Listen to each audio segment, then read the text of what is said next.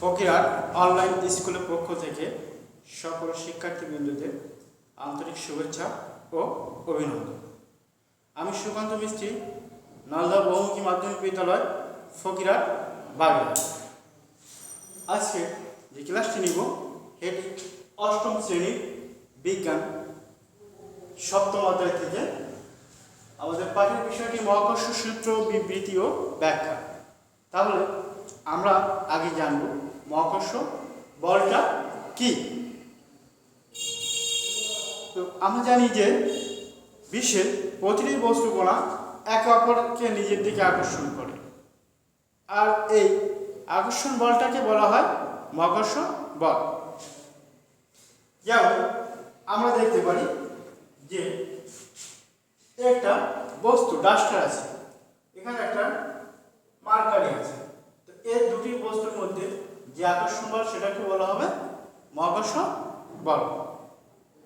তো আমরা মহাকর্ষ বলের যে সূত্রটি আছে সেটি একটু লিখব। খেয়াল করি সুপ্রিয় শিক্ষার্থীবৃন্দ, আমরা ধরে নিলাম একটা বস্তু যার ভর আমরা m1 দ্বারা প্রকাশ করলাম, অপর একটি বস্তু m2 যার ভর m2। তো এই দুটির মধ্যবর্তী দূরত্ব, এই বস্তু দুটির মধ্যবর্তী দূরত্ব ধরে নিলাম d, ডিসটেন্স, দূরত্ব। এদের মধ্যবর্তী যে আকর্ষণ বলটা সেটা হবে F। আমার সূত্রটা কি ছিল তাহলে খেয়াল করি। মহাকর্ষ সূত্র,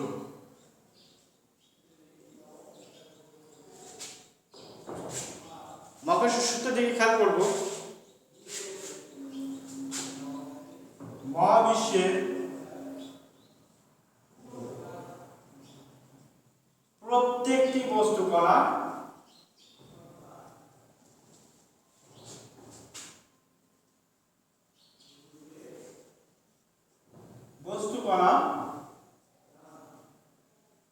একে অপরকে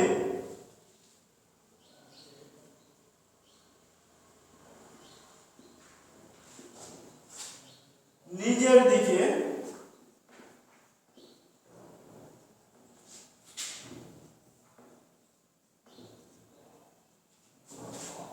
আকর্ষণ করে।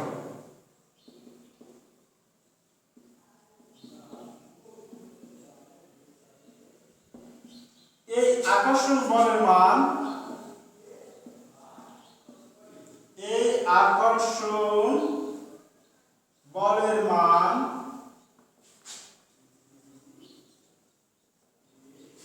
বস্তু কণাদ্বয়ের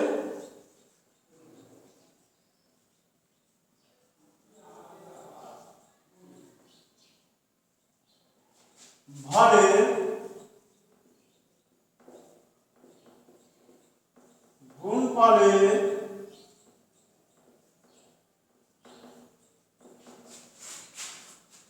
সমানুপাতিক।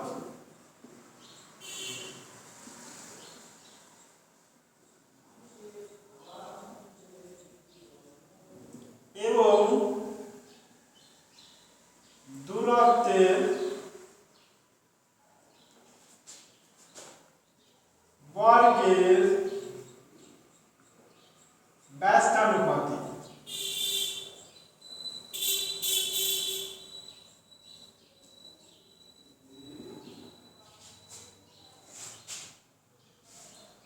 মহাবিশ্বের প্রত্যেকটি বস্তুকণা একে অপরকে নিজের দিকে আকর্ষণ করে।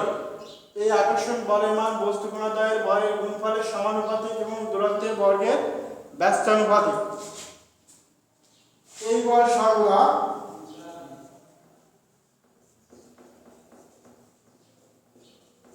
সংযোগ সরলরেখা বরাবর ক্রিয়া করে। সংযোগ সরলরেখা, যেমন আমরা কিন্তু এখানে সরলরেখা দ্বারা প্রকাশ করেছি। এই বল সর্বদা সংযোগ সরলরেখা দ্বারা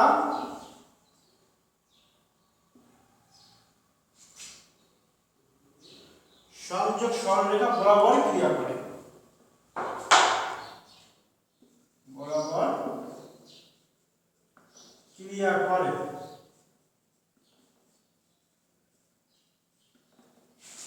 তাহলে আমরা যদি এই চিত্রটা এখানে আঁকতে পারি, দেখে আমরা বলতে পারি যে ধরি M1 ও M2 ভরের দুটি বস্তুর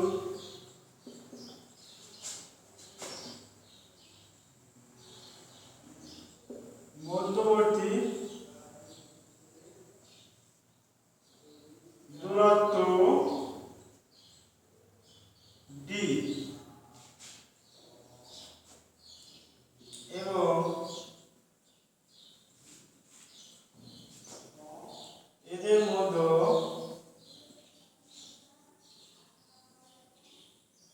মধ্যকার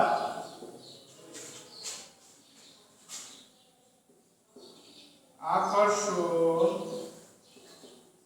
বলের মান F। তাহলে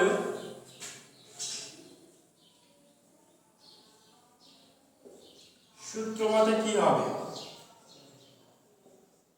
খেয়াল করি যে আমরা সূত্র মতে বলেছিলাম এই আকর্ষণ বলের মান বস্তু কণাদ্বয়ের ভরের গুণফলের সমানুপাতিক, অর্থাৎ এর সমানুপাতিক M1 M2। আবার বলেছিলাম এবং দূরত্বের বর্গের ব্যস্তানুপাতিক, মধ্যবর্তী দূরত্বের বর্গের ব্যস্তানুপাতিক। তো F সমানুপাতিক 1/d², অর্থাৎ F সমানুপাতিক M1 গুণ M2, আবার F সমানুপাতিক 1/d², দূরত্বের বর্গের ব্যস্তানুপাতিক। এই দুটি সমীকরণকে আমরা সমন্বিত করে নিম্নোক্তভাবে লিখতে পারি যে, আমি কি বললাম, 1 নং ও 2 নং সমীকরণকে 1 ও 2 নং সমীকরণকে সমন্বিত করে পাই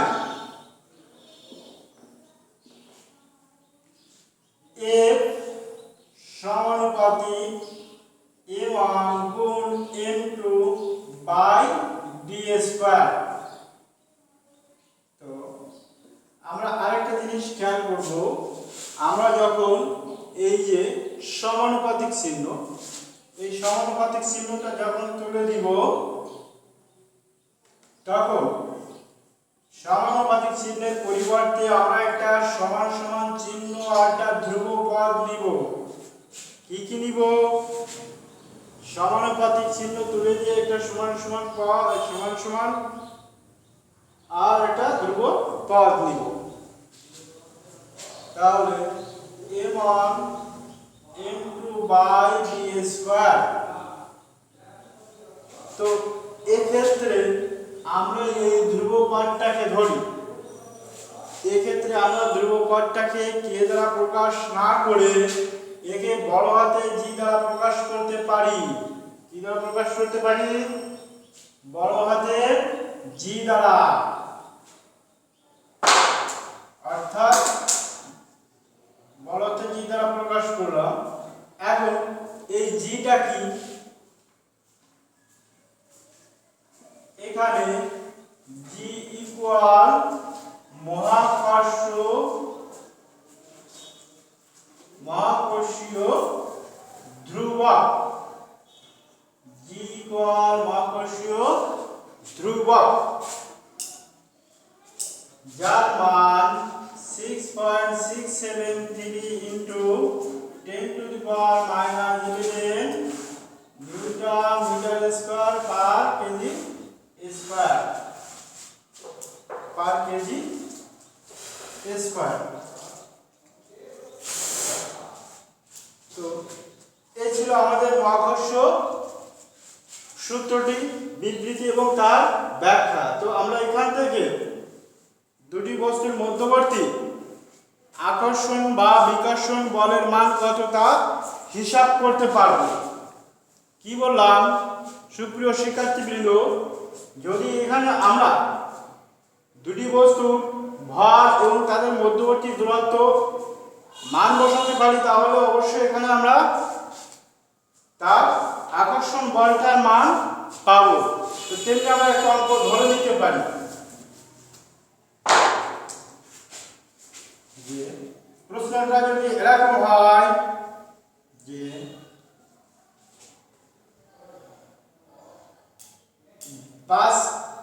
10 কেজি ও 20 কেজি ভরের দুটি বস্তুর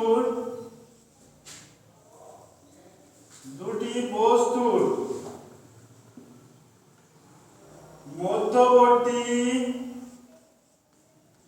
দূরত্ব ধরলাম যে 15 মিটার, 15 মিটার হলে তাদের মধ্যে আকর্ষণ বলের মান কত? তাহলে আমরা উত্তর লেখার সময় খেয়াল করব, সাইডে নোট দিব। আমাদের যে অংশটা দেওয়া আছে এখানে কি পাচ্ছি আমরা, যেহেতু দুটি বস্তুর ভর দেওয়া আছে, তো আমরা প্রথমটাকে ধরে নিতে পারি m1 equal 10 KG, m2 equal 20 KG, d equal দূরত্ব 15 মিটার। আমাদের বলেছে বল কত, বল F ইকুয়াল 1। আমরা এখানে বাংলা কথাটা লিখলাম না। প্রথম বস্তুর ভর m1 সমান 10 কেজি, দ্বিতীয় বস্তুর ভর m2 সমান 20 কেজি এবং এদের মধ্যবর্তী দূরত্ব d সমান 15 মিটার। আমাদের এদের মধ্যে আকর্ষণ বলটা নির্ণয় করতে হবে।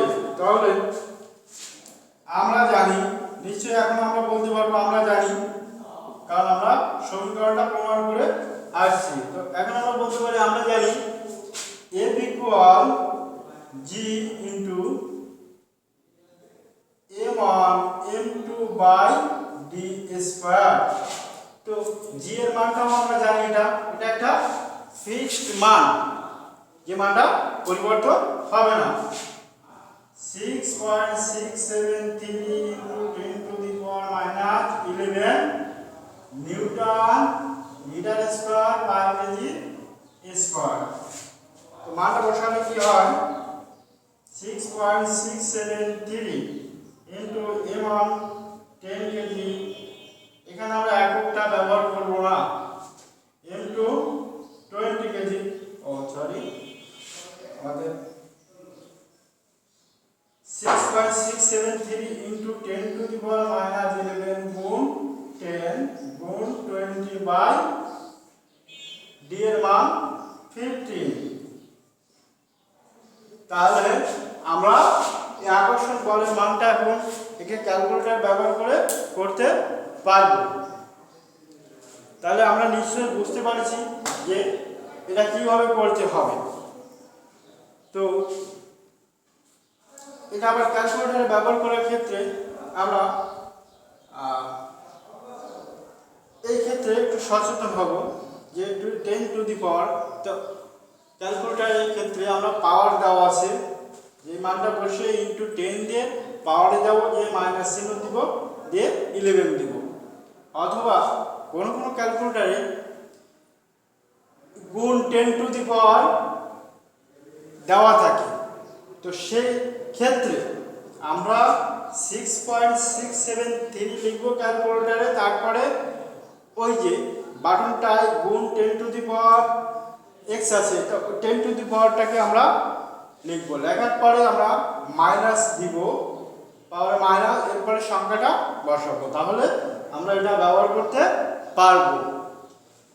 গুণ 10 গুণ 20 ভাগ, যখন ভাগ করব তখন নিশ্চয়ই এটাকে আমরা হয় একবারে স্কোয়ার করব, অথবা আমরা যদি কেউ 15 স্কোয়ার করতে সমস্যা হয় তাহলে ব্র্যাকেট দিব, ভাগ দিয়ে ব্র্যাকেট দিব, দিয়ে 15 স্কোয়ার দিব, অথবা 15 গুণ 15 দিব, তাও দেওয়া যাবে।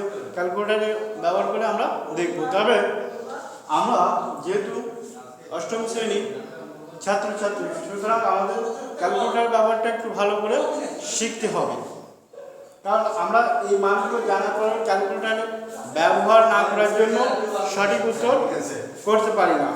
তো এটা আমরা খেয়াল রাখবো। এখন মহাকর্ষ সূত্রে আমাদের যে অংশটা ছিল সে অংশটা আশা করি তোমরা ভালোভাবে বুঝতে পারছো। এই মহাকর্ষের সাথে সাথে আমরা আরেকটা জিনিস খেয়াল করতে পারি, সেটা হচ্ছে অভিকর্ষ। মহাকর্ষের ক্ষেত্রে আমরা বলছিলাম পৃথিবী ব্যতীত যে কোনো দুটি বস্তুর মধ্যে যে আকর্ষণ বল তাকে মহাকর্ষ বল বলে। আর অভিকর্ষ বলের ক্ষেত্রে খেয়াল করব, অভিকর্ষ বল এখানে দুটি বস্তুর ক্ষেত্রে একটি বস্তু অবশ্যই আমাদের পৃথিবী থাকতে হবে, একটি বস্তু অবশ্যই আমাদের পৃথিবী থাকতে হবে, এবং অপরটি যে কোনো একটি বস্তু থাকবে। যে কেমন, যে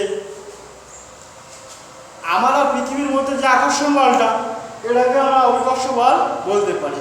আবার এই যে মার্কারটা, এটা পৃথিবীর মধ্যে যে আকর্ষণ বল সেটাকেও আমরা, পৃথিবীর মধ্যে যে বল সেটাকে আমরা অভিকর্ষ বল বলতে পারি।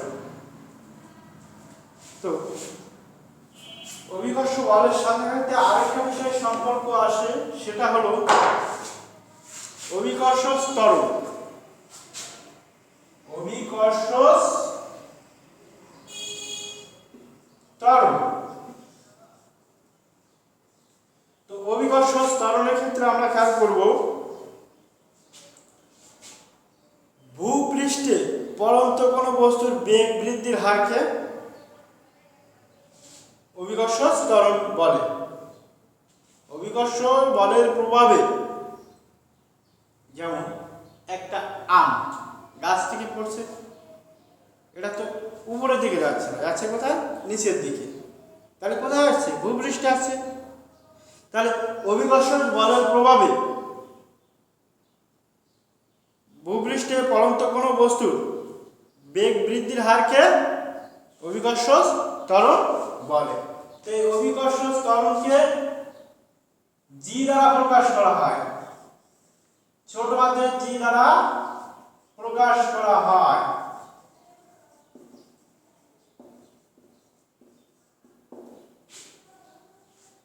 এই জি এর আমরা ফিক্সড মান ধরতে পারি 9.8 metre per second square, or 9.8 metre per second square.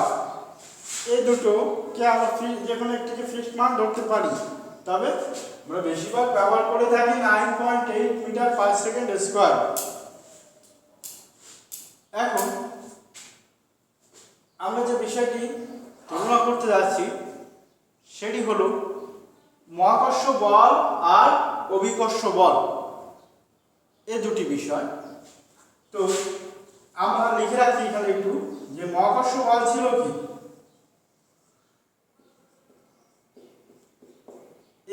সমান G into m1 m2 by D square. আর অভিকর্ষ বলটা খেয়াল করব, অভিকর্ষ বলটা F ইকুয়াল mg, অর্থাৎ ওই বস্তুর ভর আর বস্তুটা যেখানে আছে সেখানকার অভিকর্ষ ত্বরণ। তা আমরা ধরে নিলাম বস্তুটা, এই যে আমরা যেটা ফিক্সড মান বা স্বাভাবিক মান ধরে নিই সেটা হলো 9.8। তো এটি ছিল আমাদের মহাকর্ষ বল অভিকর্ষ বল।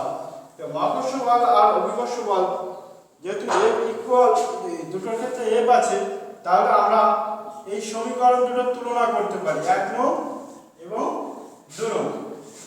1 নং এবং 2 নং সমীকরণ থেকে দেখি উভয় সমীকরণের লেফট হ্যান্ড সাইড অর্থাৎ বাম পক্ষটা ইকুয়াল আছে, তাহলে মাইবে ডান পক্ষ ইকুয়াল হবে।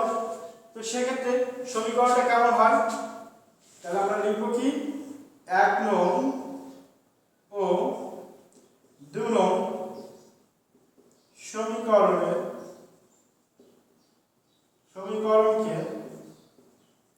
তুলনা করে পাই,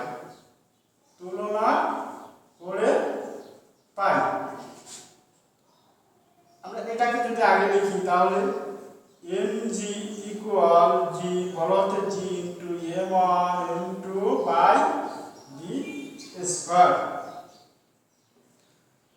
তাহলে এবার দেখি যদি যে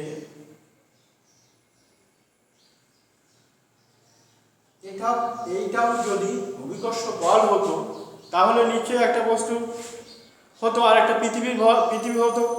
তাহলে ধরে নিলাম যে এর একটি ভর m1টা আছে পৃথিবী, তাহলে ওকে আমরা বড় হাতের m দ্বারা প্রকাশ করলাম, এটা পৃথিবীর ভর, আর ছোট হাতের mটা অন্য যে কোনো একটি বস্তুর ভর d স্কয়ার। তাহলে আমাদের ফাইনাল সমীকরণটা এরকম হয় যে উভয় পক্ষকে এখন আমরা যদি m দ্বারা ভাগ করি, তাহলে উভয় পক্ষকে আমরা m দ্বারা ভাগ করি, তাহলে সমীকরণ হয় ছোট হাতে g ইকুয়াল বড় হাতে g into m by d square. তো এখান থেকে আমরা অভিকর্ষ ত্বরণের আরেকটি সমীকরণ পেলাম, যেটা মহাকর্ষ ধ্রুবক আর পৃথিবীর ভর এবং বস্তু দুটির দূরত্ব জানলে অভিকর্ষ ত্বরণ জি মান পাওয়া যাবে। তো সুপ্রিয় শিক্ষার্থীবৃন্দ, আমরা আজকে যে বিষয়টি শিখলাম যে মহাকর্ষ সূত্র ও তার বিবৃতি, সাথে সাথে আমরা শিখলাম মহাকর্ষ বলের সাথে অভিকর্ষ বলের যে তুলনা, এবং সেখান থেকে আমরা জি এর একটি মান পাইলাম যে অভিকর্ষ ত্বরণ জি ইকুয়াল মহাকর্ষ ধ্রুবক কিন্তু পৃথিবীর ভর বাই বস্তু দুটির, পৃথিবী আর বস্তুটির মধ্যবর্তী দূরত্ব বা বস্তু দুটির মধ্যবর্তী দূরত্ব। তো আশা করি সুপ্রিয় শিক্ষার্থীবৃন্দ তোমরা বিষয়টা সুন্দরভাবে খেয়াল করছো এবং বোঝার চেষ্টা করছো। তো আমরা এগুলো একটু খাতাতে লিখব, তাহলে আমাদের জন্য সুবিধা হবে, আমরা বুঝতে পারবো সহজে। আর ভিডিওটি প্রথমবার দেখতে যদি আমাদের কোথাও বুঝতে সমস্যা থাকে, আবার যদি এটাকে দেখি রিপ্লে করে, তাহলে আমরা বিষয়টা সম্পর্কে আরও স্পষ্ট ধারণা লাভ করব। তো এই করোনা মহামারীর সময়ে আমরা সবাই যথাসম্ভব বাড়িতে থাকব এবং স্বাস্থ্যবিধি মেনে চলব। সবাই সুস্থতা কামনা করি। ধন্যবাদ সকলকে।